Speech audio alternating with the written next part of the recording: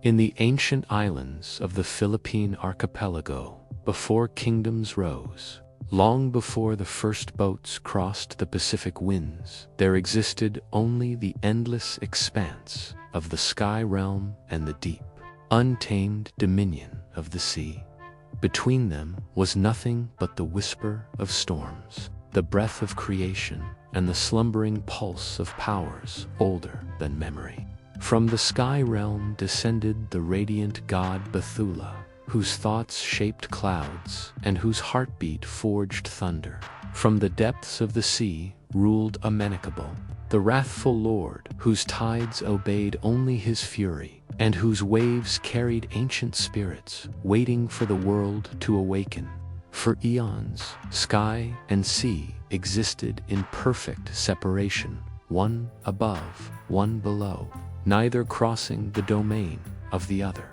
But destiny changed when Bethala breathed life into three children of light: Mayari, the moon maiden radiant with silver calm; Hanan, the dawn bearer, whose steps brought morning; and Apalaki, the sun warrior, whose fire guided mankind's first courage.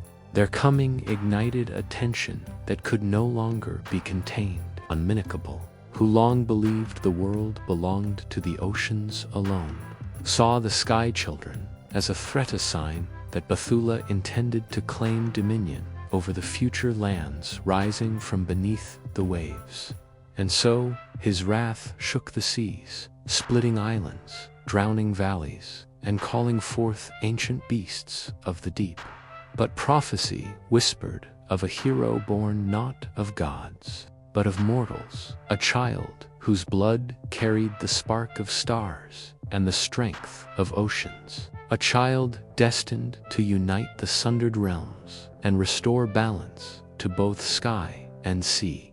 That child was Dalisay, born of a forbidden love between Mayari's celestial radiance and a mortal warrior named Dumakulam. Her birth set in motion a storm that would shape the destiny of the islands. Through trials of spirits, battles with sea demons, journeys across enchanted archipelagos, and confrontations with the gods themselves, Dalisay's story became the heartbeat of the Philippines, echoed in the chants of the Hudhud, the firelit epics of the Mindanao epics, and the myths carried by the winds from Luzon to Mindanao. This is the story of courage forged from moonlight, destiny carved from storms, and unity born from a fractured world. This is the epic of the Philippines. Chapter 1: The birth beneath two realms, long before the first bamboo bent beneath the island winds. Long before the coral reefs blossomed with color, the world was a vast and unfinished canvas. The sky realm shimmered like a river of light above, ruled by Bethela, whose breath wove the stars into existence. Below, the sea kingdom churned in eternal restlessness, guided by the fierce and ancient Amanikable. Between their realms lay a fragile peace, thin as a single thread of dawn. Yet, on one fateful night, beneath the silver glow of Mayari's moon, destiny bent the two realms toward one another in an unexpected collision. It began in the quiet village of Ganon, on the northernmost island. The people of Ganon worshipped the sky and feared the sea. They built their homes facing the mountains, never toward the shore. They spoke only whispers of the tides, for they believed the sea god's eyes roamed the waves, searching for mortals to drag beneath the depths. But one among them did not fear the ocean. His name was Dumakulam, a warrior of unbroken spirit, known for slaying the serpent of the East Ridge with nothing but a carved spear of Malawi wood. Dumakulam often stood at the shoreline at dusk, surveying the horizon with a calm resolve. The villagers warned him, reminded him of old tales, but he only smiled in silence, for he carried a belief stronger than fear. He believed the world was meant to be understood, not avoided. On a night when the moon was full and bright as a polished mirror, Dumakulam walked to the shore once more. The sea shimmered as though reflecting a second sky. Clouds drifted slowly overhead, parting to reveal Mayari bathing the world in her soft radiance. As Dumakulam stood ankle-deep in the waves, he sensed a presence not of this world, not of mortal breath. From the sky descended a trail of light, like a falling star made gentle. At its center stood Mayari herself, her silver skin glowing like the moon's surface, her hair flowing in waves of pale brilliance. She stepped upon the surface of the sea, as though it were a stone path. The waters calmed beneath her feet. Dumakulam fell to one knee, for no mortal could gaze upon her and remain unchanged. "Rise," Mayari whispered, her voice like wind passing through bamboo. "You fear nothing in this world. That is why I have come." Dumakulam rose, but his heart pounded like a drum. "Goddess of the moon," he said softly, "why does your light grace this humble shore?" Her eyes shimmered with an ancient tenderness. The balance of the realms trembles. A storm awakens beneath the sea. Amanikable's anger grows, and Bathala's guidance alone cannot restore harmony. A bond must be forged, one the sea god cannot break. Dumakulam did not fully understand, yet he felt his soul stir as though touched by destiny. Mayari stepped closer. "I offer you a gift," she said, "a choice that will change the fate of these islands." The sea wind grew still. The waves froze mid-crest, suspended by divine power. "And what is this choice?" Dumakulam asked, breath trembling. Mayari extended her hand, radiant as starlight. "To stand with me, to unite sky and earth, to become the father of a child whose destiny will shape the path of gods and mortals alike." Dumakulam's breath caught. A mortal and a goddess, such unions were either blessed or punished by the heavens. But his heart did not waver. "If it is to bring peace to the realm," he whispered, "I accept." Mayari's lips curved into a serene smile, and the moonlight embraced them in a luminous cocoon. Yet deep below, in the abyss where sunlight never reached, Amanikable stirred. The sea trembled with his rage. The union of sky and earth was an insult, a direct challenge to his dominion. He rose from his throne of coral and shadow, his roar sending shockwaves through undersea canyons. Storms awakened across 100 horizons. But the child had already been conceived, pure and luminous, nestled in the divine warmth of Mayari's essence. When dawn returned to Ganon, the villagers found Dumakulam lying on the sand, unconscious but unharmed. The sea was calm, unnaturally so, as though a god's hand had smoothed every wave. When Dumakulam opened his eyes, the world itself seemed sharper, deeper glow in the sky, a hum in the earth, a pulse of power in the wind. He carried within him a secret the world was not yet ready to understand. Months passed, and during each full moon, Mayari descended to meet him. They walked along the shore, speaking of the realms, of Bathala's wisdom, of Amanikable's ancient fury. But as time passed, her radiance grew dimmer, her visits became shorter, her strength more fragile. One night she appeared trembling, her glow flickering like a dying flame. "Amanikable knows," she said, voice strained. "He has seen the threads of fate. He seeks to destroy what we have created before it draws its first breath." Dumakulam felt ice fill his veins. "Then let me guard you. Let me fight him." "You cannot," she whispered. "No mortal can withstand the sea god, but there is hope. When the child is born, she must be hidden, kept from both sky and sea, until her destiny awakens. The wind howled around them as Miari lifted Dumakulam's hand to her heart, pressing it against her glowing chest. When the moon turns crimson, she whispered, the child will come, and then she vanished. The crimson moon came sooner than expected. On that night, the skies erupted in silver storms. Lightning danced like serpents, waves rose like mountains. The villagers fled, crying that the end of days had come.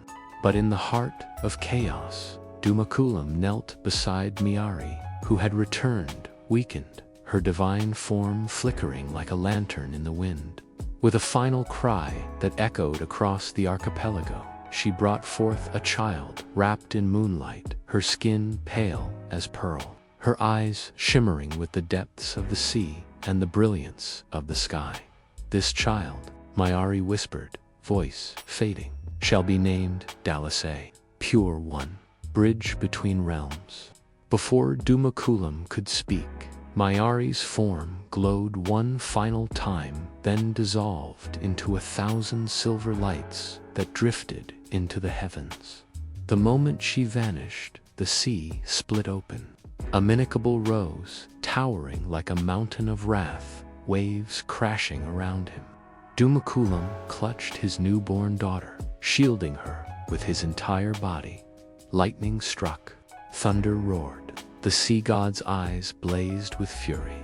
But as he prepared to unleash destruction, a pillar of light descended from the sky, Realm Bethela's voice booming through the storm. Enough. The world fell silent. Amanikable retreated into the sea, his anger merely postponed. Bethela spoke to Dumakulam with a voice that shook mountains. Raise her well, she is the key to what must come. Then the pillar of light faded, leaving Dumakulam alone on the shattered shore holding the child who would change everything, the child of moonlight and mortal strength, the one destined to unite two realms, Dalisay. Chapter 2. The Sea God's Warning. The storms that followed Miari's disappearance did not cease for 7 nights. Waves hammered the shores like fists of an angry titan. Lightning stitched the sky into a net of blinding fire. The villagers of Ganon hid within their bamboo huts, praying desperately to Bethela for mercy and whispering fearful tales of Amanikable's fury. But all prayers dissolved into the roar of the sea. Only Dumakulam remained outside, standing guard beside the small cave where he hid the newborn Dalisay. The storms clawed at him, rain slicing his skin, wind tearing at his clothes. Yet he stood unmoving, the weight of destiny pressing heavier than the elements. Dalisay never cried. She slept within the faint glow that lingered from her mother, as though Miari herself still shielded her. But Dumakulam knew this fragile peace could not last. On the 8th night, the storms suddenly ceased. The air grew unnaturally still. Even the waves retreated, pulling back from the shore as though in anticipation. Dumakulam's muscles tensed. He knew this silence. It was the breath drawn before a predator strikes. The sea split open. From the abyss rose Amanikable, his massive form sculpted from tides and storm clouds, his eyes burning like molten obsidian. Each step he took caused whirlpools to bloom around him. His presence drowned the moonlight itself, casting the world into a dim twilight. Dumakulam, Amanikable, thundered, his voice carrying the weight of centuries. Mortal who defied the sea, Dumakulam stepped forward, spear gripped tight. I defied nothing. I only loved love. Amanikable snarled. You presume to speak of love to a god you insulted with your very existence. The union between you and the moon goddess threatens the order of the realms. That child, your abomination, will not be allowed to draw breath upon my domain. Dumakulam's grip tightened, but he did not raise his weapon. She is innocent. Innocent now, Amanikable growled. But prophecy is never wrong. She will bridge the realms, and unity is not balance, it is destruction. He lifted his trident, and the sea behind him began to twist into a massive tidal wave, preparing to crash over the entire island. Then something unexpected happened. From the cave came a soft glow. A tiny cry pierced the storm-heavy air. Amanikable froze, turning his gaze sharply toward the sound. Dalisay had awakened, her eyes that mirrored both moonlight and ocean depth opened for the first time. A faint pulse of power radiated outward, gentle but undeniable. The tidal wave hesitated, as though drawn back by her presence. Amanikable hissed, shaken. Even her cry disturbs the sea. She is more dangerous than the gods fear. He thrust his trident forward. Dumakulam charged. The mortal warrior leaped into the air, spear aimed at the god's throat. But Amanikable swatted him aside with a single blow. Dumakulam crashed into the ground, bones cracking beneath the force. Yet he rose again, staggering but unbroken. "You would die for her?" Amanikable asked, almost curious. "I would die 100 deaths," Dumakulam said. "But you will never touch her." Amanikable raised his trident again, yet before he could strike, the clouds above tore open. A beam of light fell from the heavens. Bethala descended, his form vast and radiant, turning the sky into blinding brilliance. The air vibrated with divine power, forcing even Amanikable to shield his eyes. "That is enough," Bethala commanded. Amanikable snarled. "You interfere once more, Sky Lord." Bethela's presence deepened the stillness. "If you spill mortal blood tonight, you will break the ancient pact, and the consequences will not be borne by you alone. The child must perish," Amanikable insisted. "She is a threat to all realms. Even you must sense it." "I sense potential," Bethula replied. "Not ruin." The sea god gripped his trident tighter. "You gamble with creation itself, and when she awakens, even your stars may burn." Bethela's gaze hardened. "You forget yourself." The sky rumbled. The sea trembled. For a moment, the world braced for divine war. But Amanikable stepped back. Not from fear, but from calculation. "You protect the child now," he growled. "But gods cannot guard mortals forever. One day she will stand alone, and on that day, the sea will reclaim what should never have existed." His form dissolved into waves. The ocean swallowed him whole. The waters slowly returned to the shore, trembling with lingering anger. Bethela turned to Dumakulam, who knelt in pain but refused to release his spear. The Sky Lord lifted his hand, and golden light flowed over the warrior's wounds, sealing bones and restoring breath.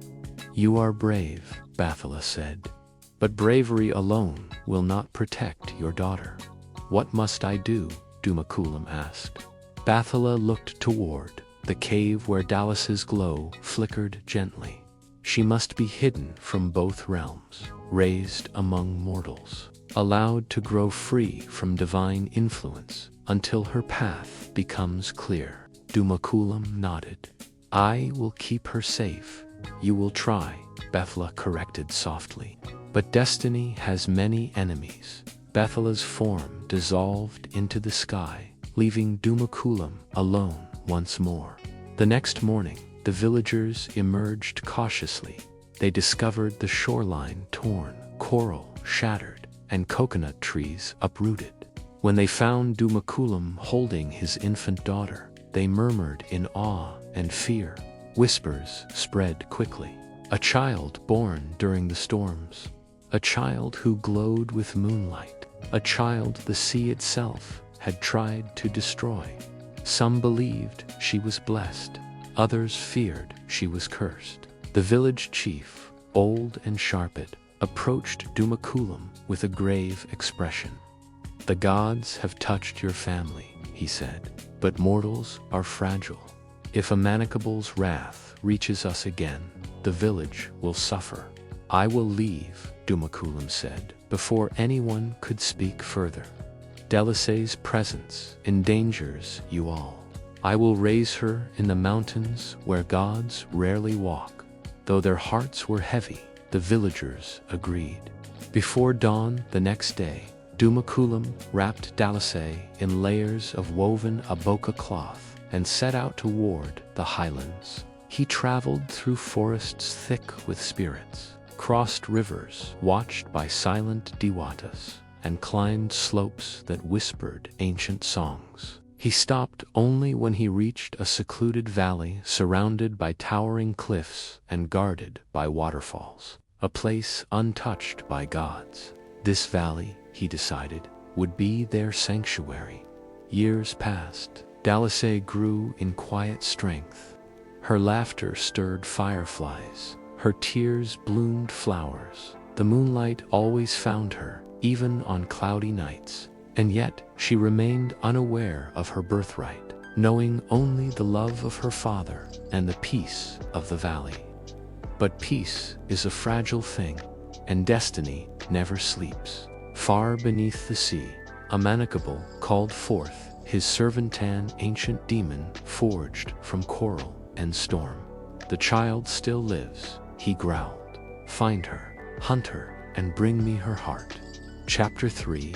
The Valley of Hidden Light. For many years, the valley concealed Dalisay from the eyes of gods and mortals alike. The mountains surrounding it rose like guardians carved from the earth, their peaks crowned with clouds, and their slopes draped in forests older than any kingdom. Waterfalls cascaded down their sides, weaving a curtain of shimmering mist around the valley, and no creature crossed those waters without being invited by fate. Dumakulam chose a clearing near the base of a cliff to build their home. With calloused hands and a warrior's discipline, he shaped bamboo into walls, thatched nipa leaves into a sturdy roof, and dug a small hearth where fire glowed softly each night. But it was his vigilance knot, the home that protected them. He watched the skies for strange lights.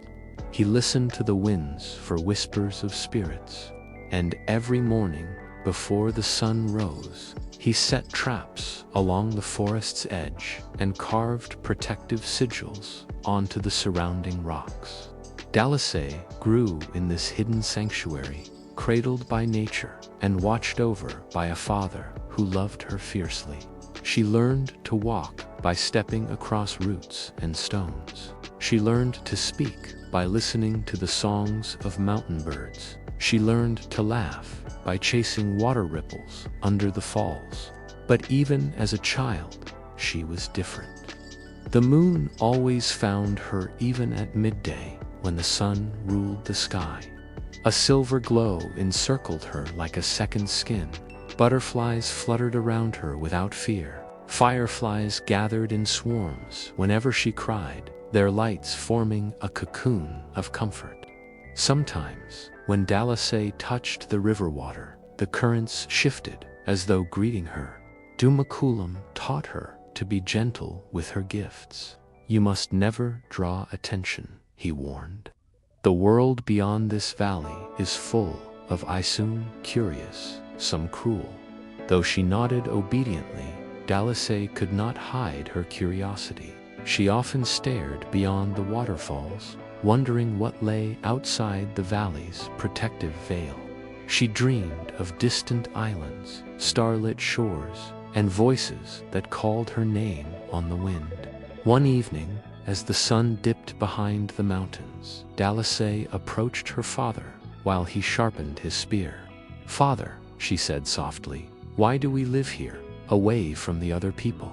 Dumakulam paused. The blade in his hands glinted faintly, catching the fading light. "Because it is safer," he answered simply. But safer from what? Dumakulam hesitated. He had long feared this question.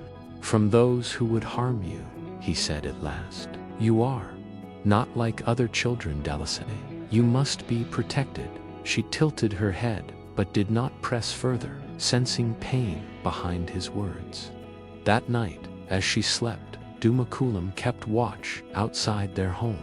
He gazed at the moon Mayaris, moon, and whispered into the night, I will keep my promise, as long as breath remains in me. But the world beyond the valley had not forgotten the child born beneath the crimson moon.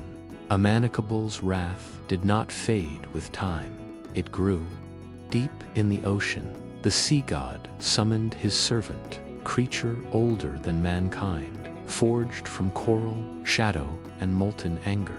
Its form was vaguely human, but twisted. Its limbs were like jagged reef, its eyes glowing with bioluminescent hatred. It crawled out from a trench that even spirits feared, rising toward the surface with silent purpose. Its name was Gargura, the hunter of the deep. Find her, Amanikable commanded, his voice vibrating through the currents. Find the moon-born child. The demon sank back into the darkness, vanishing into a network of underwater tunnels that stretched toward the archipelago. It traveled swiftly, guided by the faint pulse of divine energy that still clung to Dalisay.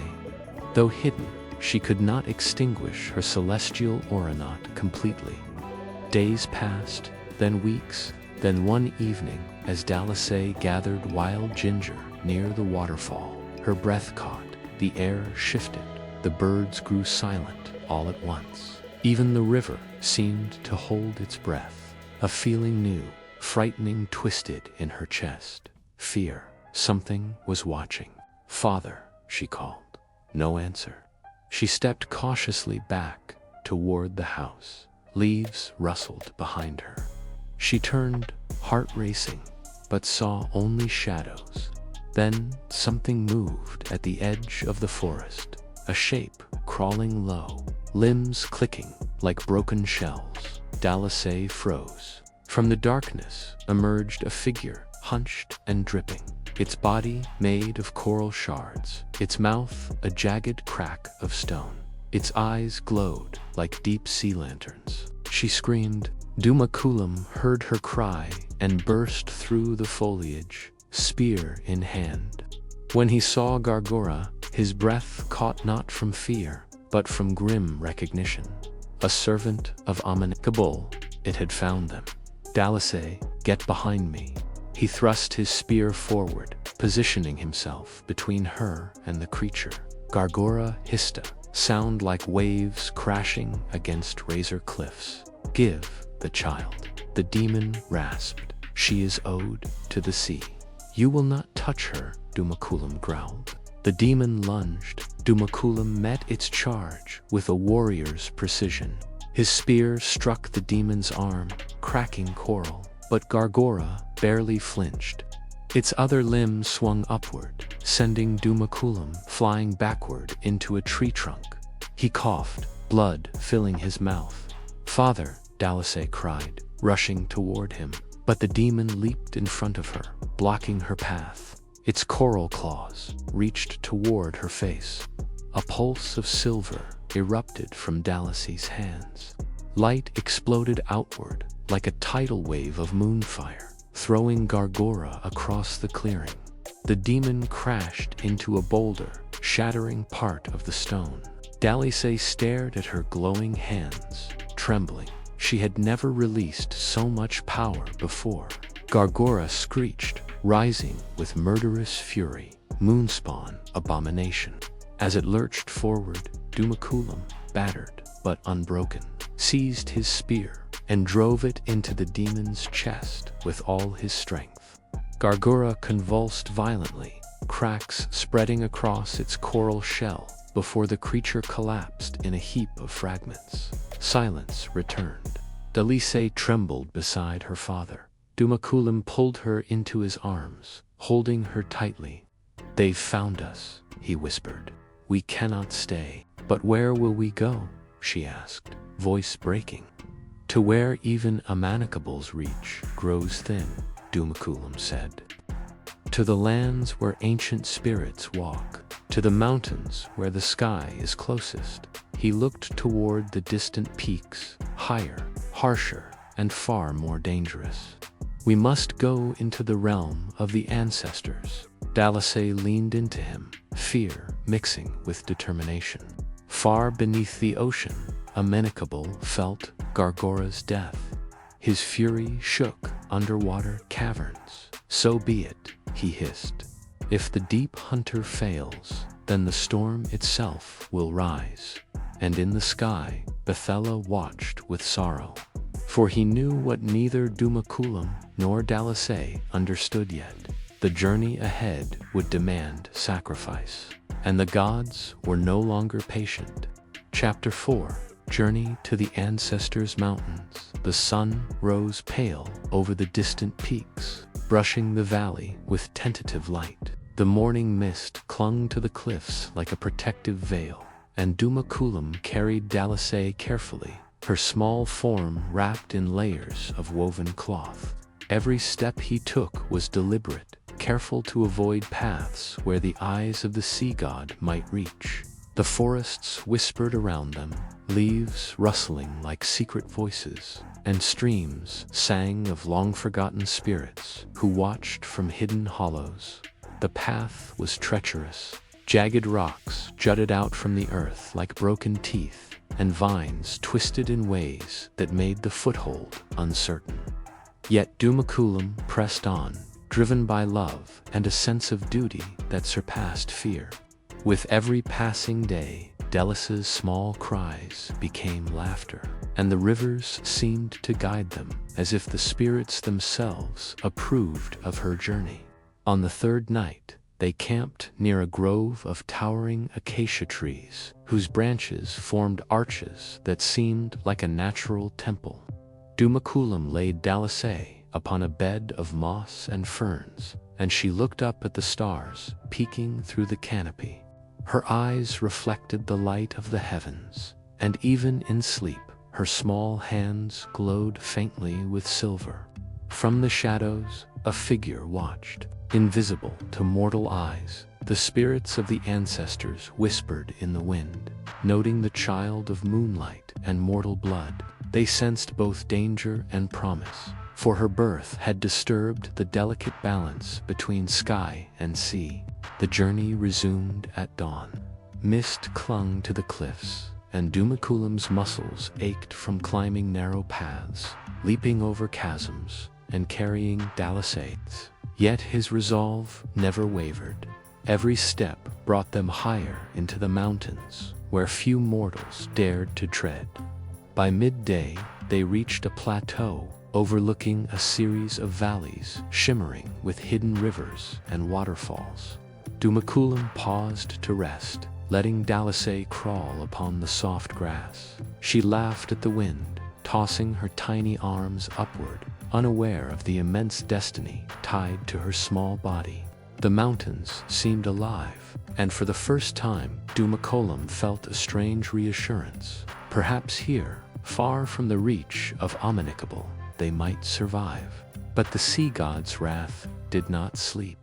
Beneath the waves, the remnants of Gargora stirred. Though shattered, fragments of the demon's consciousness drifted through the ocean currents, whispering to Amanikable. The sea god's rage had not diminished, it had only become more calculating. Meanwhile, high in the mountains, Dumakulam began to notice unusual signs, footprints of strange creatures, trees bent in unnatural directions, and the faint glow of hidden eyes. The spirits of the mountains were testing them, gauging the strength of the child and her guardian. Dumakulam, wise from years of combat and hardship, knew to respect their judgments. On the fourth night, as the moon rose full and bright, Dalisay stirred in her sleep, murmuring in a language older than man. A silver light began to pour from her body, faint at first, then growing brighter. The glow illuminated the entire plateau. From the shadows, a spirit emerged. It was neither malevolent nor benign, but ancient, its form shimmering like woven silver threads. Its voice, when it spoke, resonated in the air like the chime of distant bells. "You are Dalisay, child of moonlight and mortal courage," the spirit said. "The sea god knows of your presence. His servant will come. The path you travel is not only of survival, but of awakening. You must learn, even before the first trial begins." Dumakulam stood protectively in front of Dalisay, spear in hand. "Who are you?" he demanded. "Do you mean harm?" The spirit inclined its head slowly. "Harm? No. Guidance, knowledge. The mountains themselves have chosen to shelter you, yet even they cannot protect you forever. Listen to her heart. Teach her to listen to the winds, the rivers, and the moon. She is destined to bridge realms." Dalisay blinked, her young eyes wide but unafraid. She reached toward the spirit, and the silver light of her body intensified, weaving a bridge of luminous threads around them both. The spirit nodded approvingly and touched her forehead gently, leaving a faint mark shaped like a crescent moon. "This mark will guide you," the spirit said, voice fading like mist. "It will allow you to understand the language of sky, land, and sea when the time comes. But be warned, the sea god's servant approaches, and he will not be gentle." Before Dumakulam could respond, the wind shifted violently, trees bent, and branches snapped. From the distant cliffs, a shadow moved with unnatural speed, leaping from ledge to ledge. Dumakulam's heart tightened. He recognized the movement, the intent. Gargora's remnants, reconstituted into a smaller but no less dangerous form, had found them. The battle that followed was swift and terrifying. Dumakulam fought with every ounce of his strength. But the demon's speed and ferocity were unlike anything mortal could endure alone. Silver light erupted from Dalisay's small hands again, blasting the creature back with a force she did not fully comprehend. The demon shrieked and retreated into the shadows, vowing its return. Dumakulam, panting and bleeding, clutched his daughter tightly. "We cannot stay," he whispered. "Tomorrow we move higher, beyond even these peaks. Only the ancestors' mountain can shelter us from what comes next." Dalisay nestled against him, her small hand glowing faintly, as if understanding more than her years allowed. The wind carried a sense of warning, but also promise. The journey had only begun, and the mountains themselves whispered that the child of moonlight would grow into her destiny.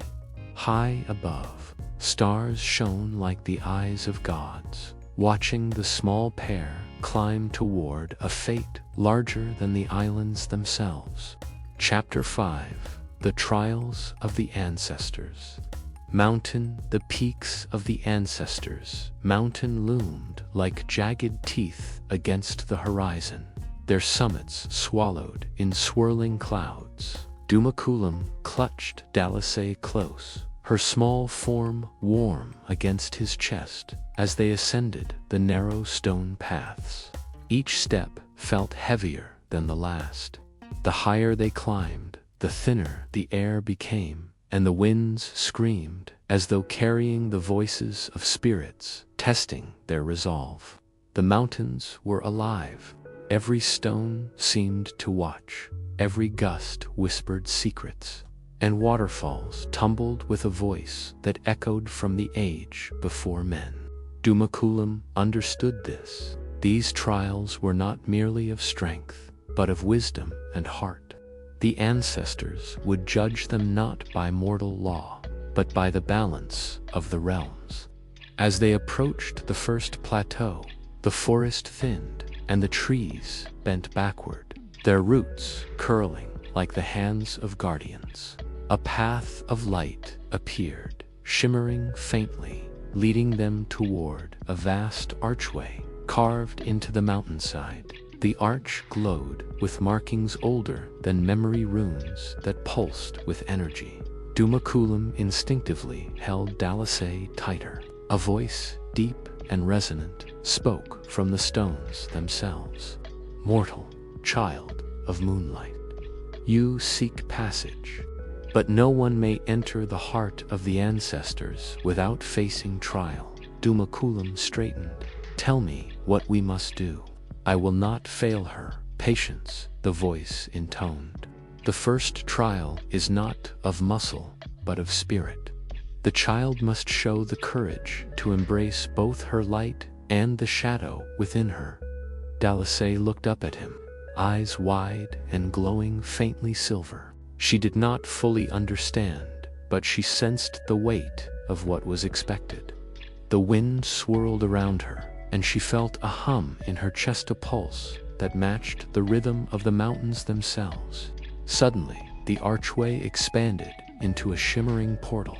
Within it, the shadows of creatures neither fully animal nor fully their forms flickered, reflecting fear, anger, and sorrow. Dalisay's body stiffened. Step forward, the voice commanded. Face what lies within. Only by confronting the shadow can the path continue. Dumakulam knelt beside her, whispering, "Do not fear, my child. You carry the light of your mother and the courage of the earth. Nothing here can harm you unless you allow it." Dalisay nodded slowly, her small hand glowing brighter. She took the first step into the portal, and the shadows surged.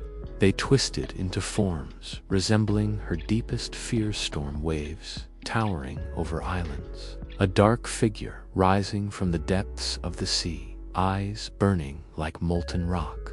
Yet, as Dumakulam followed, the silver light of Dalisay's aura extended outward, weaving ribbons of protective energy around them both. Each shadow recoiled, unable to touch her, yet they tested her resolve. One by one, the illusions demanded recognition, not avoidance. A tidal wave of darkness approached, mimicking Amanikable's fury. Dalisay froze. Dumakulam's voice broke through her fear. Face it, you are stronger than the shadow. Remember your mother's light. With a trembling hand, Dalisay reached toward the wave. Silver light expanded outward, touching the darkness. The wave recoiled, and then astonishingly transformed. The darkness rippled, and within it, she saw faces of those lost to the sea, trapped by Amanikable's wrath. They gazed at her, not with hostility, but with longing. Her small voice echoed across the trial. I will help you. I will bring peace between realms. The shadows shimmered, dissolving into the air like mist. A calm settled within the portal. The voice spoke once more, softer now. The first trial is complete. The child has embraced both light and shadow, proving courage beyond her years. Dumakulam swept Dalisay into his arms, pride and relief washing over him. You have done well, he whispered. The ancestors themselves have acknowledged you, but there was no time for celebration. From the far cliffs, a howl rose, a sound both eerie and familiar. Dumakulam's eyes narrowed. It is not over. The sea god's servant still hunts her. As night fell, they camped beneath the stone archway. The mountain wind carried whispers, guiding them toward the next stage of the trial. Dalisay's glow mingled with the moonlight above, casting shadows that danced on the stone walls. Even in sleep, she radiated power, more than either could fully comprehend. By dawn, the next trial awaited.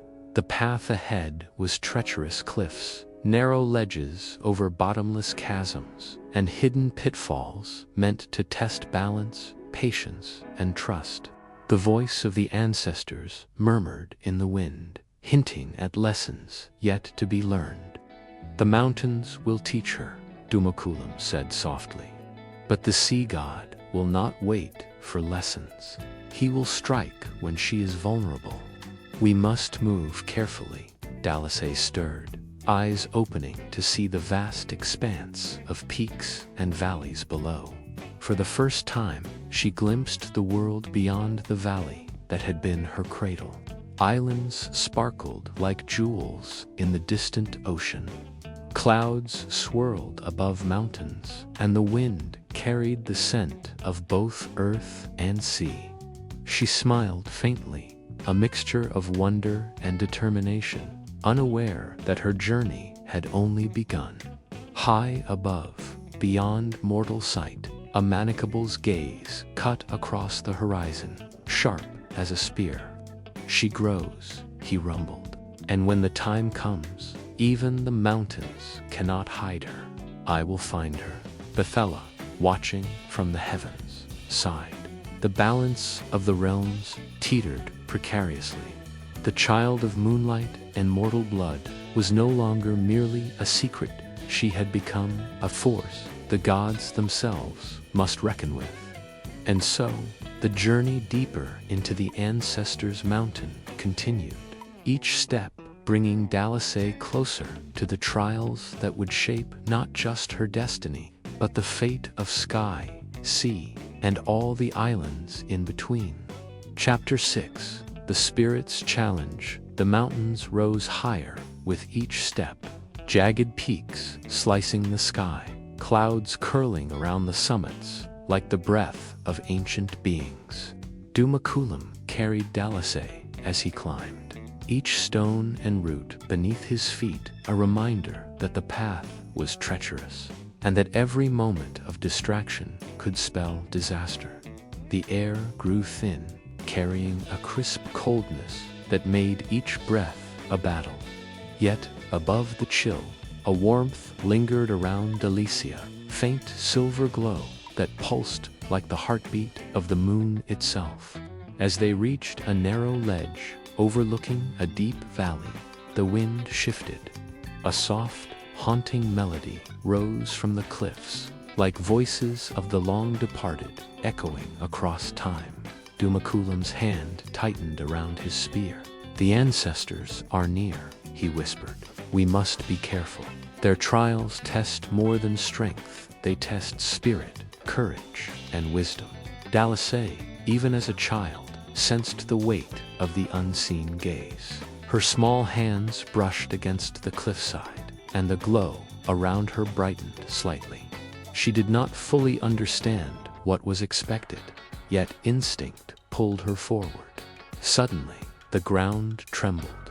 From the cliffs ahead emerged figures draped in mist, their forms humanoid but indistinct, faces shifting like reflections in water.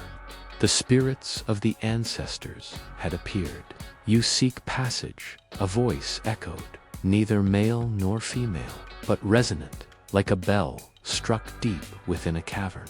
"Yet no mortal, or child of mortals, may walk these peaks without proving worthiness. Step forward, child of moonlight. Show us your courage and your heart." Dumakulam lowered himself to one knee, keeping Dalisay close. "Do not fear them," he whispered. "They are not enemies, but guides. Listen to their lessons." Dalisay nodded, her small glow intensifying as if drawing strength from her father's words. She stepped forward, tiny feet on the rocky ledge, as the spirits circled her, shifting like clouds caught in a storm. The first spirit raised its hand, and the wind rose sharply, carrying whispers of sorrow and regret. "Face the shadow of what is lost," it intoned. Suddenly, the ledge seemed to stretch infinitely, and Dalisay saw visions: islands swallowed by the sea, villages crushed beneath storm waves, spirits trapped beneath coral reefs. The faces of those who had perished in Amanikable's wrath floated before her.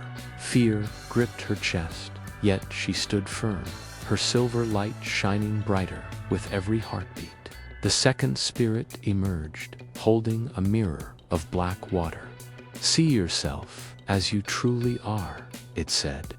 "Your light and your shadow must coexist, or the path will break." Dalisay peered into the mirror and saw herself reflected not as a small child, but as a being of both moonlight and ocean, of courage and vulnerability, radiance intertwined with sorrow. She realized that to move forward, she must accept all aspects of herself, the power that frightened her, and the tenderness that comforted others. The third spirit spoke in a voice of stone and wind. Only by embracing trust in those who walk beside you can you survive the trials ahead. Dumakulam stepped closer, bowing his head slightly. You are not alone, my daughter. We face this together. Dalisay reached for her father's hand, and their combined courage created a shimmering bond that expanded outward, causing the spirits to pause.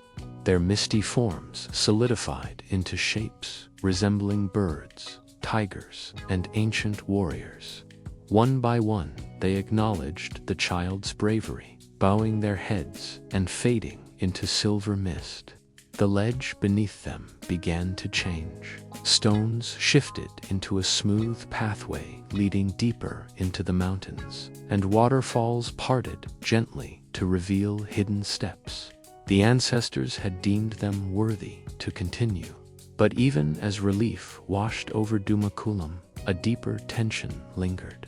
Somewhere beyond the peaks, Amanikable's presence pulsed through the air like a dark heartbeat. His servant, though weakened, roamed the valleys, seeking any trace of Dalisay's silver glow. The sea god's wrath had not abated it, had only become more cunning, more patient. Dalisay, sensing the lingering danger, reached out to the air around her. Streams of silver light extended from her tiny hands, tracing the cliffs and the path before them. She did not yet understand the full extent of her powers, but instinct guided her, allowing her to sense hidden perils and protective passages. Dumakulam marveled at her growing strength and determination. As night fell, the mountains transformed into a landscape of silver shadows and moonlight. Stars reflected in distant waterfalls, and the wind carried faint whispers, both warning and guiding them. Dumakulam built a small camp in a sheltered hollow, laying Dalisay upon soft moss. He kept watch, spear in hand, listening to the rhythm of the night, attuned to the subtle changes in wind and echo. Dalisay slept peacefully, though her hands glowed faintly even in rest. The ancestors had left a part of their energy with her, and she unconsciously absorbed it, weaving it into her being. Dumakulam understood that she was growing into more than a mortal child. She was becoming a beacon, a bridge between realms. Above, the moon rose full and commanding, casting a silver path across the mountains. Dumakulam whispered into the night, "Rest now, child. The trials will continue, but you are stronger than even the sea god imagines." And far below, in the restless ocean, Amanikable felt the pulse of silver from the mountains. His fury simmered, not extinguished, but held in careful patience. "Soon," he murmured, "soon the child will come within reach, and then the oceans shall rise to claim what is mine." Yet, in the mountains, Dalisay dreamed. Her dreams were filled with visions of islands shining under the sun, of rivers that spoke in whispers, of a father's unwavering courage, and of a destiny she had yet to understand. She was small, but within her, the balance of the realms began to stir. The ancestors' mountain had accepted them for now, but the path ahead was perilous. Spirits, beasts, and the sea gods' relentless pursuit awaited them. And through it all, Dalisay's journey toward her destiny continued, step by step, light against shadow, courage against fear. Chapter 7. The Storm of the Ancestors. The wind howled through the peaks like a chorus of forgotten spirits. Clouds gathered, dark and turbulent, swirling around the summits. as if the mountains themselves were awakening to test the courage of those who dared tread their heights. Dumakulam adjusted his grip on Dalisay, her small body wrapped in layers of cloth, her silver glow faint but steady against the rising storm. The path ahead was treacherous, carved into sheer cliffs where one misstep meant falling into the abyss. Water trickled from rocks, slick with rain, and lightning split the sky in blinding arcs. Yet Dumakulam pressed on, stepping carefully along the narrow ledges, each footfall a measured defiance of gravity and fear. "This storm is no ordinary weather," Dumakulam murmured, his eyes scanning the skies. "It is a trial, child. The ancestors test not only your courage, but your trust in the earth, the sky, and each other." Dalisay clutched her father's arm, her young face pale but resolute. She felt the pulse of the mountains beneath her, a rhythm that resonated with her own heartbeat. The silver glow of her aura expanded, weaving around them both like a shield. Suddenly, the wind shifted, carrying the whisper of unseen voices. From the clouds emerged the first of the ancestors' spirits, towering figures draped in mist and lightning, their eyes like molten silver. One lifted a hand, and the storm responded. Thunder roared. Rain lashed like spears, and the narrow path threatened to crumble under the assault.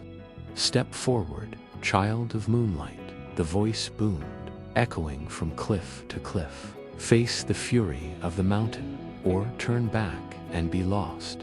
Dumakulam steadied Dalisay on the rocky ledge. "Remember what the ancestors taught. Trust your strength, your light, and the bond we share." Dalisay nodded, her small hand glowing brighter. She stepped forward, the glow creating a silver path upon the rain-slicked stones. The first gust of the storm tried to sweep her off balance, but she planted her feet, her body trembling but determined. The spirits pressed further. Figures of wind and rain materialized, swirling around them, forming illusions of predators, giant birds with eyes like fire, wolves made of storm clouds, serpents with scales of lightning. Dumakulam raised his spear to defend them, but the spirits' challenge was not violence, it was endurance. They had to navigate fear itself. Dalisay focused, drawing upon the moonlight within her. The illusions met her gaze, and she realized they were reflections of inner doubts, the fears of being small, of being alone, of failing those who depended on her. With a deep breath, she extended her silver light outward, weaving a shield that dissolved the illusions one by one. The storm raged harder. Rain pelted their faces, thunder shook the cliffs, and a massive bolt of lightning struck near the path, splitting a boulder and sending stones tumbling toward them. Dumakulam pushed Dalisay behind him, shielding her with his body, and used his spear to brace against falling debris. "You are stronger than you know," he whispered as he steadied her. "Trust yourself." Dalisay's hands glowed with increasing intensity. Her aura reached into the storm, bending gusts and diverting falling stones. She did not fully understand how, but instinct guided her, and the ancestors' spirits watched in approval. Then the final test appeared, a chasm of swirling clouds and wind, its depth obscured by a curtain of mist and lightning. To cross, Dalisay would have to step into the unseen, guided solely by her intuition and the silver light within her.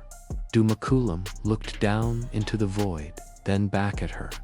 "You must do this alone," he said softly. "I cannot step where the ancestors demand courage be shown."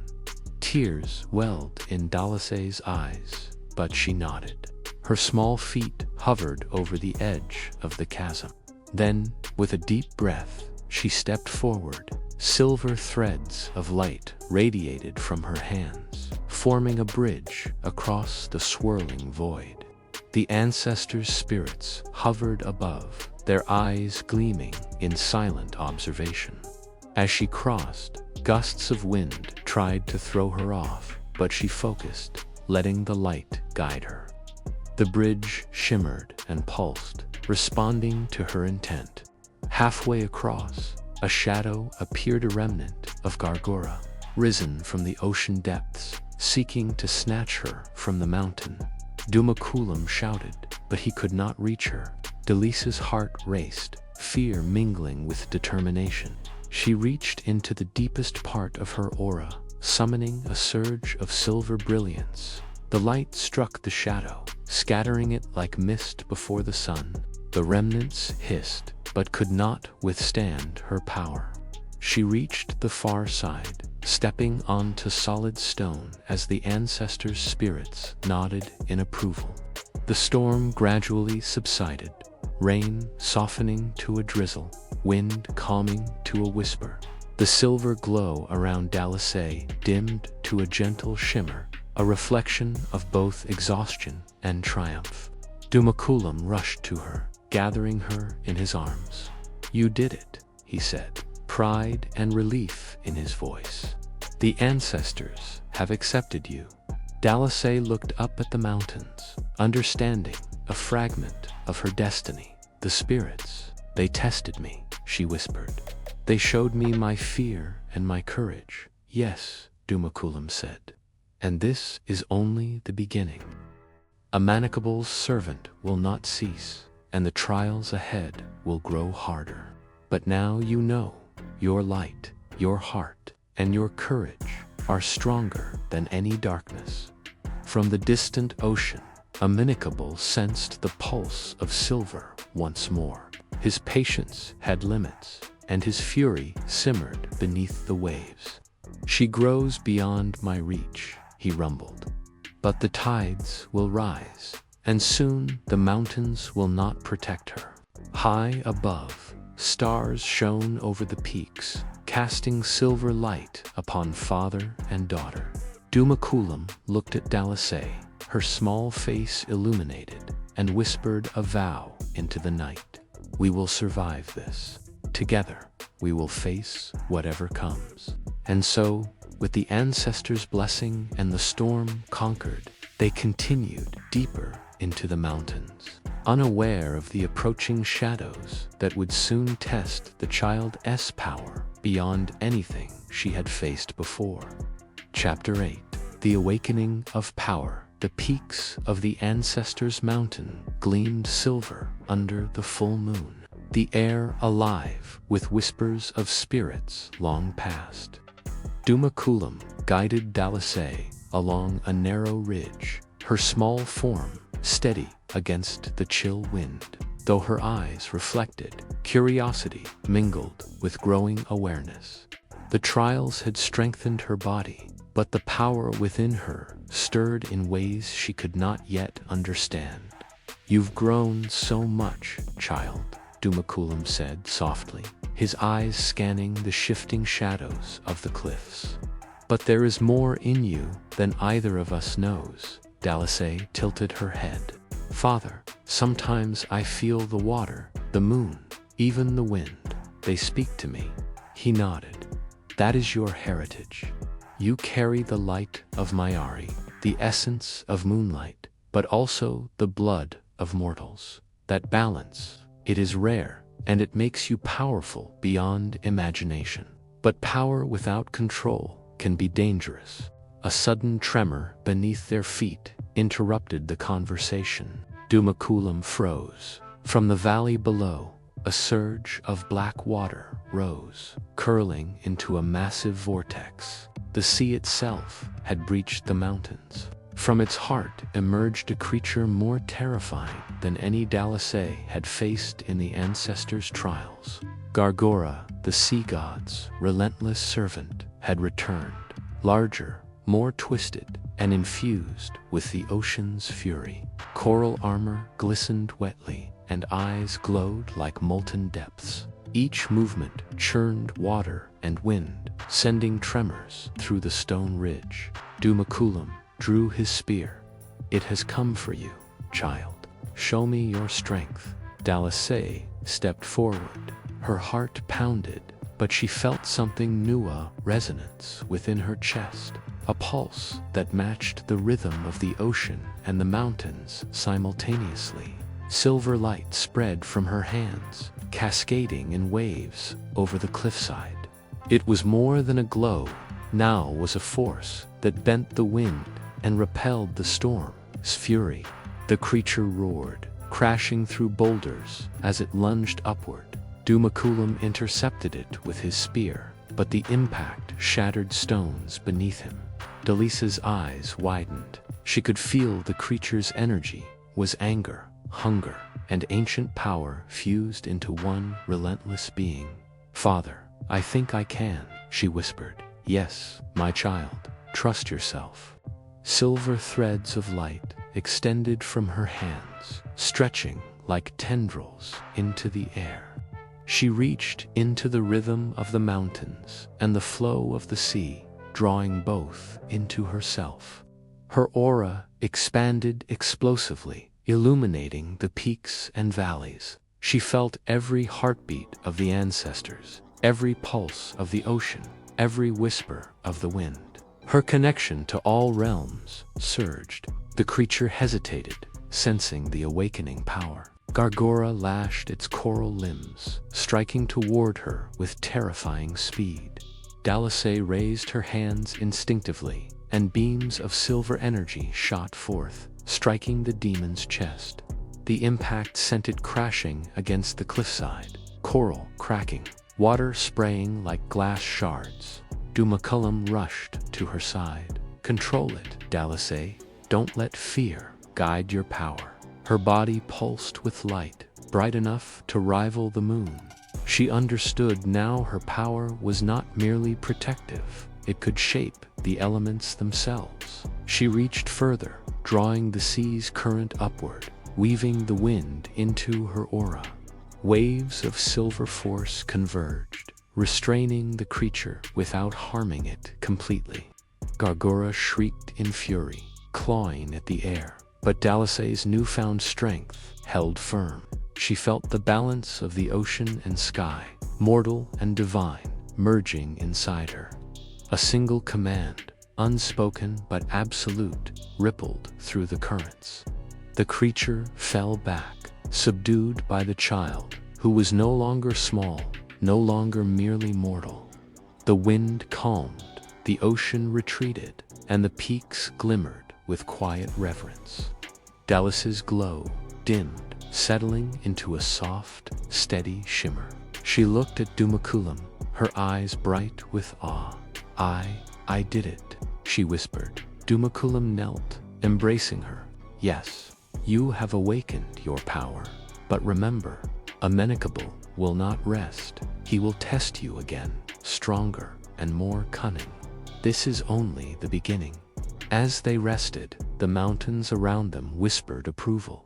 The ancestors had witnessed her awakening, and even the winds carried hints of respect. Dalisay had crossed the threshold from a child protected by the mountains to a being of true celestial potential. Far beneath the waves, Amanikable raged. The pulse of silver in the mountains reached his senses, igniting fury like fire in deep waters. "She awakens too soon," he growled. "The tides will rise, the storm will follow, and the realms will tremble. I will not be denied." Bathala, watching from the heavens, sighed. The balance of sky and sea teetered, and the child's awakening had shifted destiny irreversibly. The next trials would test not only courage, but the very limits of her divine and mortal nature. Dalisay looked to the horizon, toward peaks higher and forests deeper. Her journey had revealed her power, but it had also shown her the perils that lay ahead. Each step forward would demand wisdom, courage, and the mastery of the light within her. And in the distance, the sea churned with dark promise. Amanikable's wrath had only begun to stir. The mountains and the heavens held their breath. The child of moonlight had awakened. The world would never be the same. Chapter 9. The Leviathan of the Deep. The ocean below the ancestors. Mountain rumbled like a beast awakening from a long slumber. Dumakulam and Dalisay stood at the edge of the cliffs, the silver glow of her aura mingling with the moonlight, casting ethereal reflections on the waves. The calm that had followed her awakening was gone, replaced by a deep, foreboding tremor that shook both earth and heart. From the depths rose a shadow, larger than any island, a creature summoned by Amanikable himself. Its body was vast and serpentine, covered in jagged coral scales and bristling spines that dripped with the power of the deep. Its eyes blazed like molten orbs, and the roar it unleashed echoed against the cliffs, shattering the tranquility of the night. "This is no ordinary servant," Dumakulam said, gripping his spear tightly. "It is Amanikable's wrath made flesh. We must be careful, child." Dalisa's small hands glowed brighter, silver light pulsating with the rhythm of the sea itself. I can feel it, father," she whispered. "It's angry, but it's afraid of me too." The creature rose higher, the waves crashing against cliffs with thunderous force. Gargora's shadowy remnants swirled around it, strengthening the Leviathan with lingering malice. Dumakulam positioned himself in front of Dalisay, ready to defend her, yet he knew brute strength would not be enough. Dalisay closed her eyes, focusing inward. She felt the pulse of the ocean, the currents, the tides, and the song of the moon above. It was the first time she truly reached out with her celestial heritage, merging her mortal will with divine rhythm. Streams of silver energy erupted from her hands, weaving into patterns that danced like moonlight on water. The Leviathan lunged, striking the cliffside, sending boulders crashing down. Dumakulam leapt to shield Dalisay, thrusting his spear against spiny limbs, but the force was overwhelming. Silver light radiated from her hands in response, striking the beast, forcing it to pause. She had never summoned such power before, and a tremor of fear ran through her. "Trust yourself," Dumakulam urged. "You are stronger than even it imagines." The Leviathan roared again, and this time, the water itself rose in a towering wall, intent on crushing them both. Dalisay's glow flared, stretching across the sea. Silver threads intertwined with the waves, bending the water and redirecting the colossal force. Every strand of light connected with the rhythm of her heartbeat, every pulse synchronized with the moon above. She felt the essence of the Leviathan, not merely anger, but also fear, fury, and boundless power. Instead of attempting to destroy it outright, she reached inward, seeking harmony rather than conflict. The silver light expanded, weaving a bridge of energy that intertwined with the Leviathan's aura. The monster paused, confused by the unexpected connection. Dumakulam watched in awe as Dalisay raised her hands higher, the glow encompassing both her and the colossal sea creature. For a moment, the ocean fell silent, as though the world itself held its breath. Then, slowly, the Leviathan lowered its head, sensing the balance of power and the wisdom in the child's command. "You are not merely mortal," Dumakulam whispered, eyes wide. "You are something beyond the sea itself." Dalisa's voice was soft but firm. "Go back to the deep. You are not my enemy. The sea god's wrath cannot control me, not if I stand like this." The Leviathan's glowing eyes dimmed slightly, and with a final, resounding tremor, it submerged, vanishing into the depths. The waves calmed, the wind softened, and the moon reflected off the ocean's surface in serene silver light. Dalisay's glow faded to a gentle shimmer. She looked up at Dumakulam, a mixture of exhaustion and wonder on her face. I did it. I didn't hurt it. I just told it. Dumakulam embraced her tightly. Yes, child. You have discovered a truth many warriors never understand. True strength lies not in destruction, but in the courage to command, to protect, and to balance. You are becoming a force that bridges mortal and divine realms. Far below, Amanikable's fury was like a storm beneath the waves. She grows too powerful, he hissed. If the mountain cannot hide her, then the ocean will awaken fully. I will have my vengeance. High above, the ancestors' spirits observed in silence, their eyes reflecting pride and caution.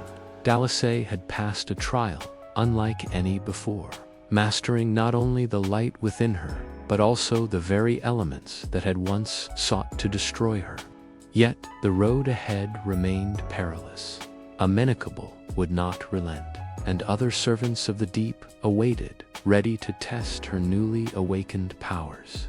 As dawn approached, Dumakulam led Dalisay to a sheltered plateau overlooking the calm sea and jagged cliffs. He laid her down upon a bed of moss and ferns, brushing her hair from her face. Rest now, he whispered. Tomorrow we continue. The path grows harder, and your powers will be tested further. But you are ready. Dalisay closed her eyes, the silver glow lingering faintly. Dreams filled her mind, visions of the mountains, the sea, and the balance of worlds she was destined to maintain.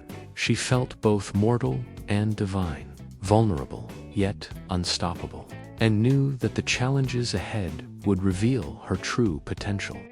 The sea, now quiet, rippled gently beneath the rising sun. Amanikable, far beneath the waves, clenched his coral fists in frustration.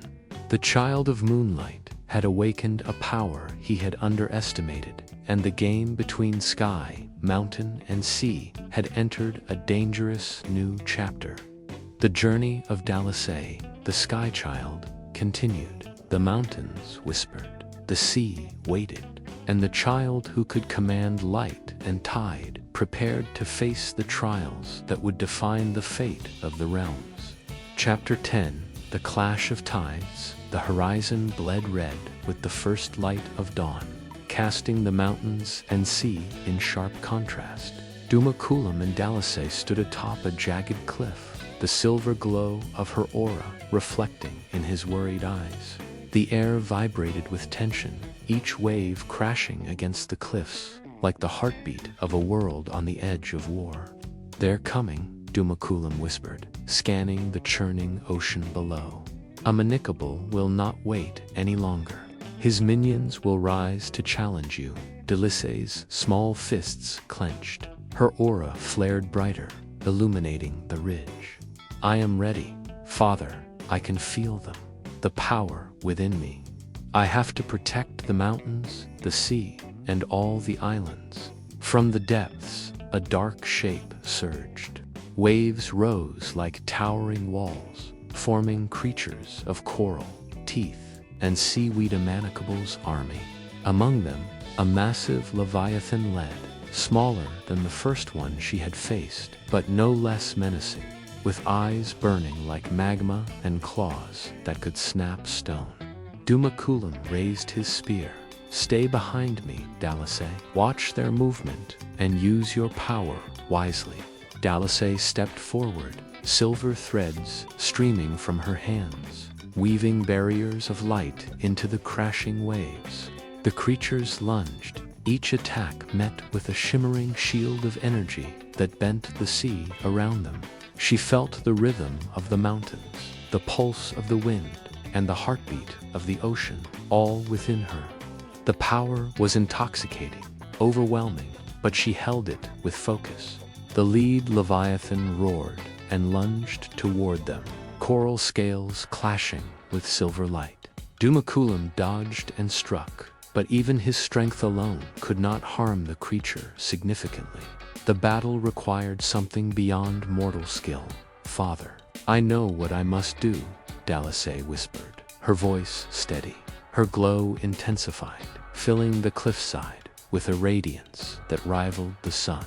She extended her hands toward the ocean, summoning a bridge of silver light that stretched from the cliffs into the heart of the enemy. Streams of water responded to her command, bending to her will, forming whirlpools that contained the attacking creatures. The Leviathan roared in fury, striking with tentacles that could crush boulders.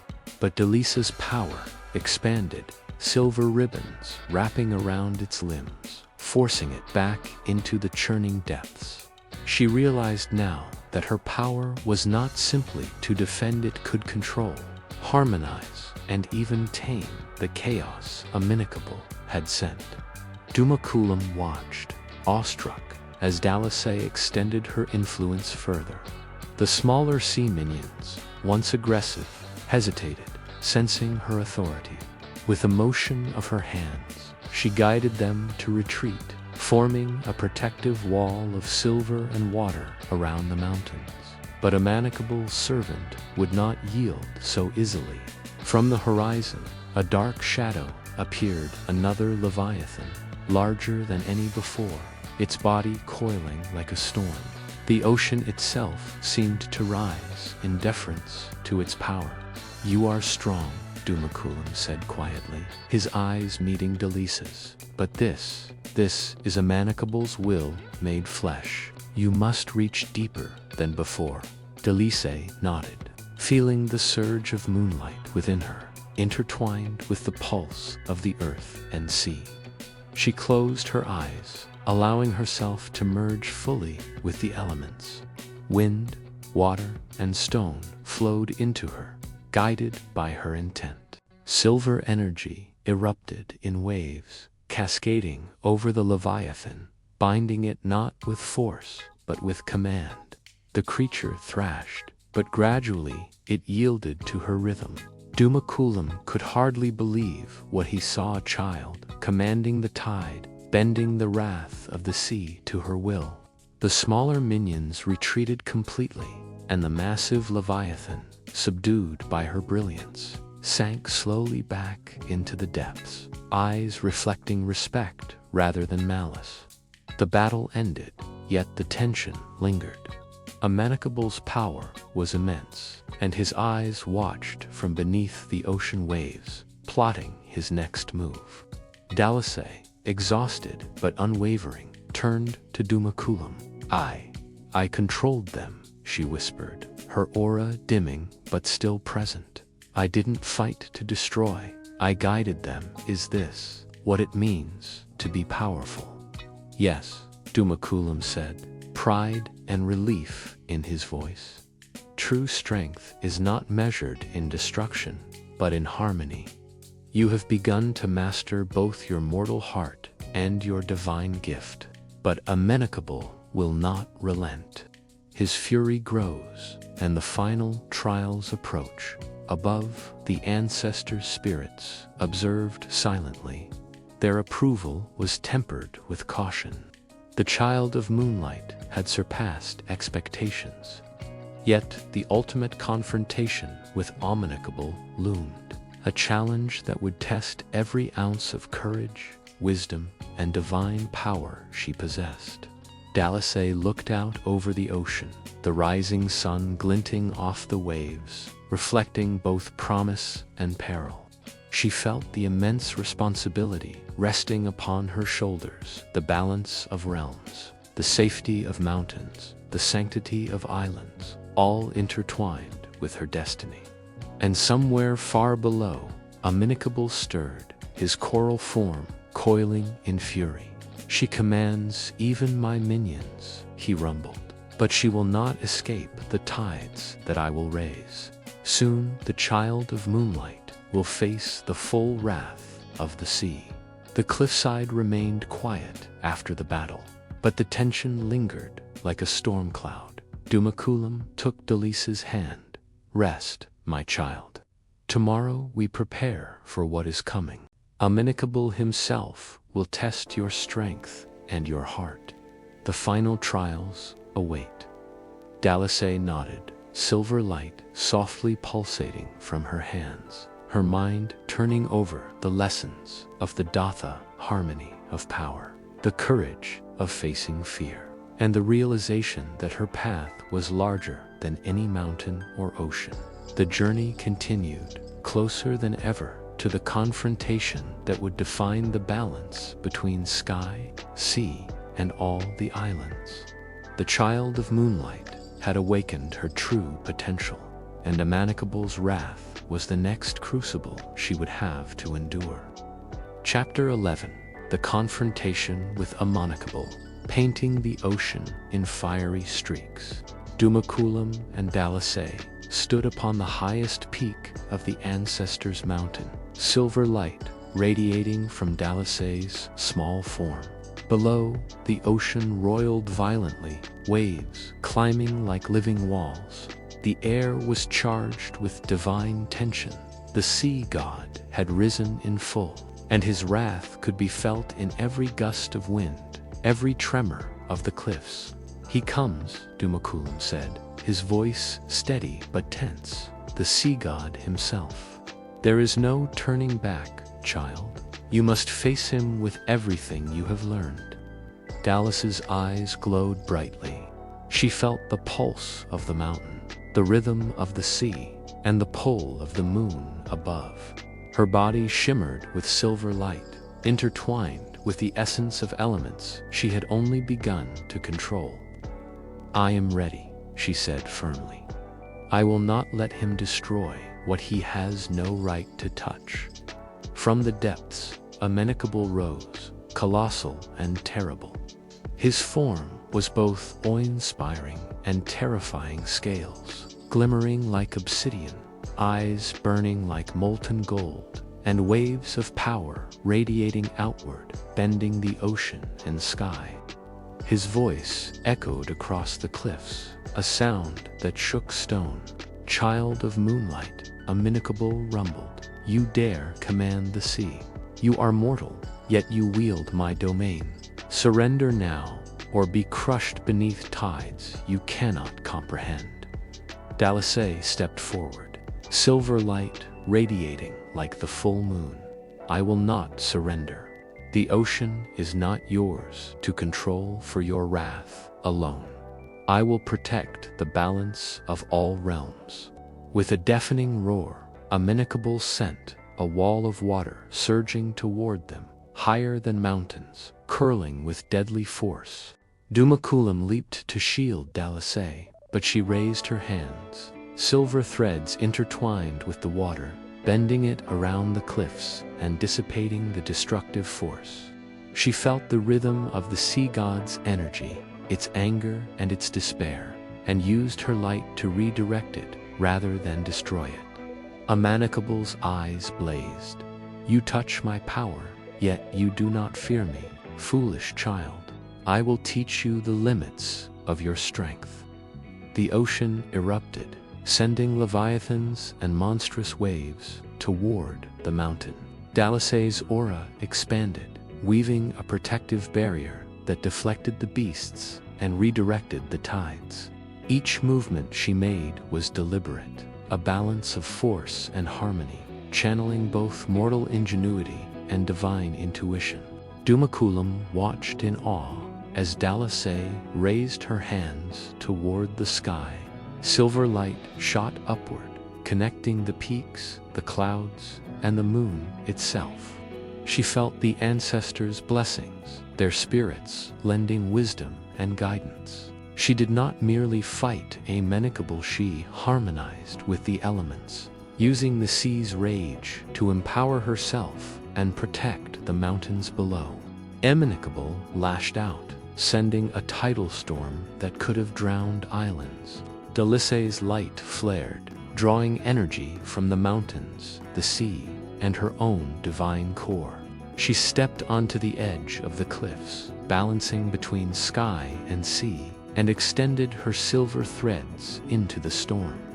The power of the sea god met her aura, crashing like thunder. Yet she stood firm. "You are strong," Amanikable boomed, "but strength alone will not win. You are still a child." Dalisay's voice rang clear, unwavering. "Strength is not enough, I know. That is why I fight with wisdom, courage, and heart. You cannot rule by wrath alone, Amanikable. The ocean belongs to all who dwell within it, not just to your fury."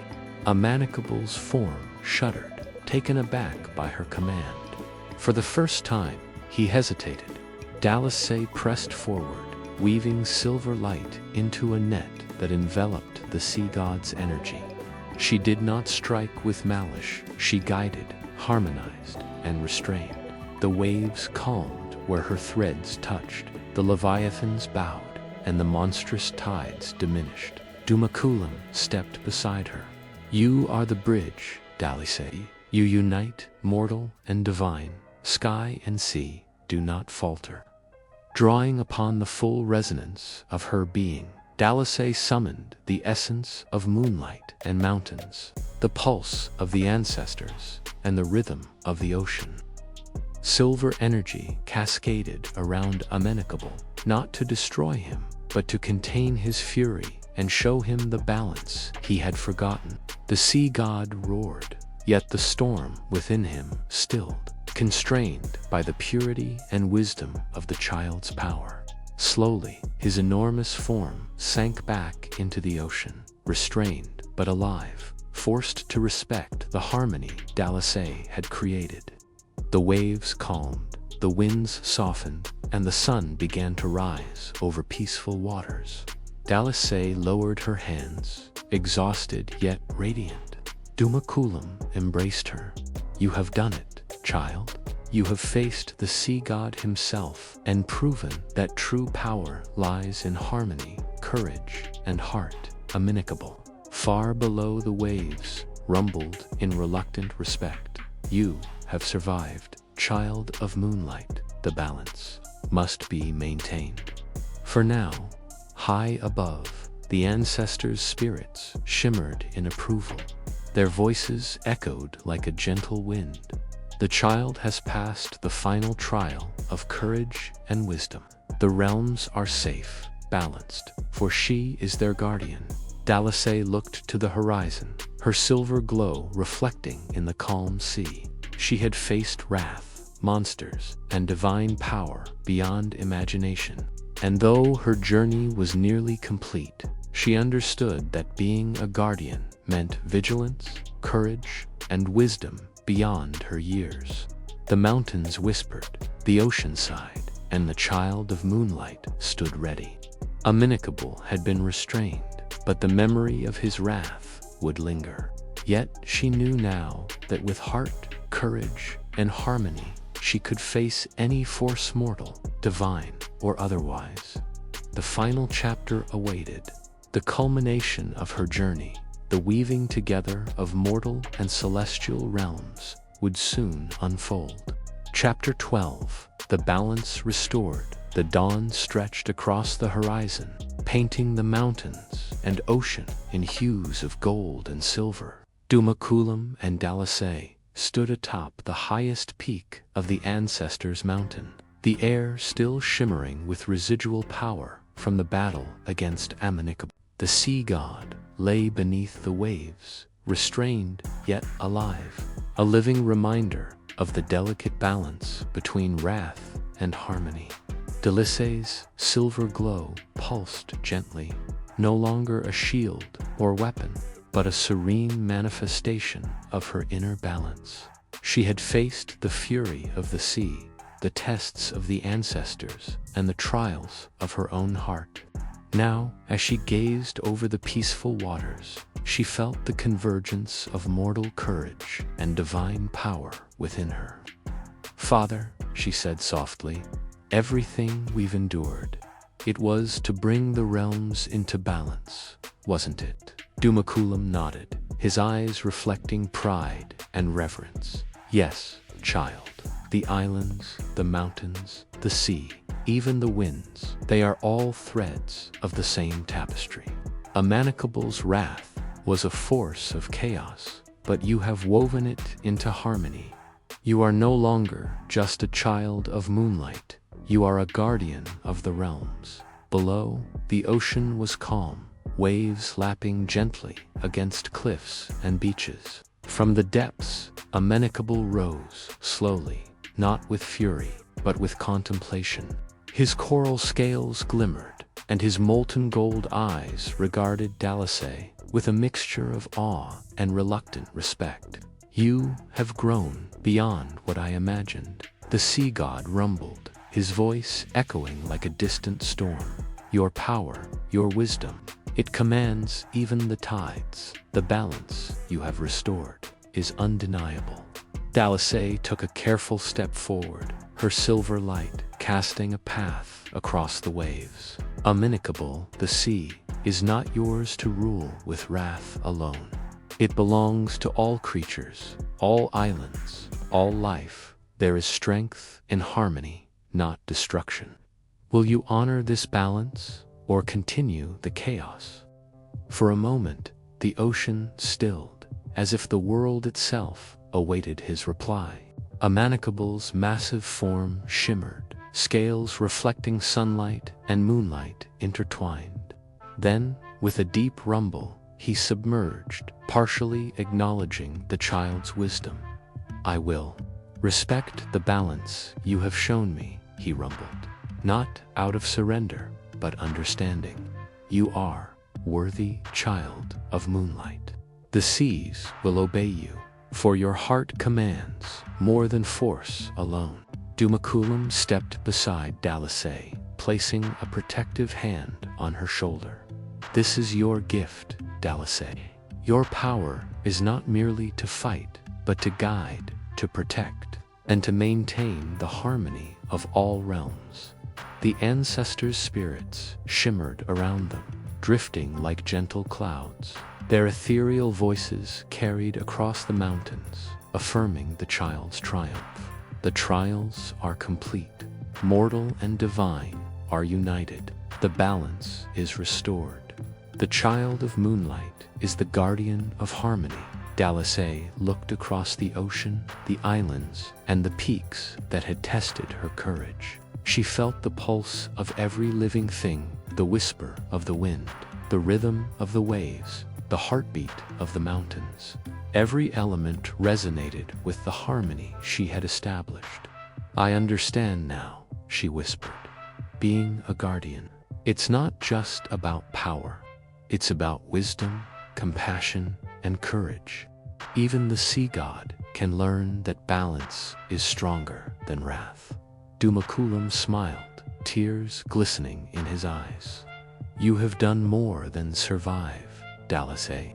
You have woven a new destiny, one that will guide the realms for generations. High above, the moon shimmered faintly, its silver light merging with the golden sunrise. The two forces, night and day, sea and sky, were balanced, reflecting the harmony Dalisay had achieved. Amanikable sank fully beneath the waves, his presence still immense but no longer threatening. He would watch, respect, and temper his wrath, understanding the lesson the child had imparted. As the morning warmed the cliffs, Dalisay stepped forward, looking toward the horizon. The islands shimmered, the mountains breathed with life, and the sea lay calm and radiant. She knew challenges would come against storms, conflicts, and tests, but she now carried the knowledge, courage, and divine harmony to face them. Father, she said, reaching for Dumakulam's hand, the journey isn't over, but now I am ready to protect these realms, to guide the balance, and to ensure that harmony endures. Dumakulam nodded, pride and love shining in his eyes. Together, we will watch over these lands. The balance is in your hands, my child, and the world will thrive because of your courage and wisdom. The sea, mountains, and sky whispered their approval. And for the first time in centuries, the realms of mortal and divine existed in perfect equilibrium. Amanikable's wrath had been tempered, the ancestors' blessings secured, and the child of moonlight stood as the bridge between realms, guardian, guide, and beacon of harmony. The journey of Dalisay, the sky child, had reached its culmination. She had faced trials of spirit, courage, and divine power, and emerged not merely victorious, but transformed an eternal protector of the delicate balance between sky, sea, and earth. And as the sun rose higher, painting the world in light, Dalisay's silver aura merged with the brilliance of day, a promise that the harmony she had forged would endure through generations. A legacy written into the heart of the islands, the mountains, and the ocean itself.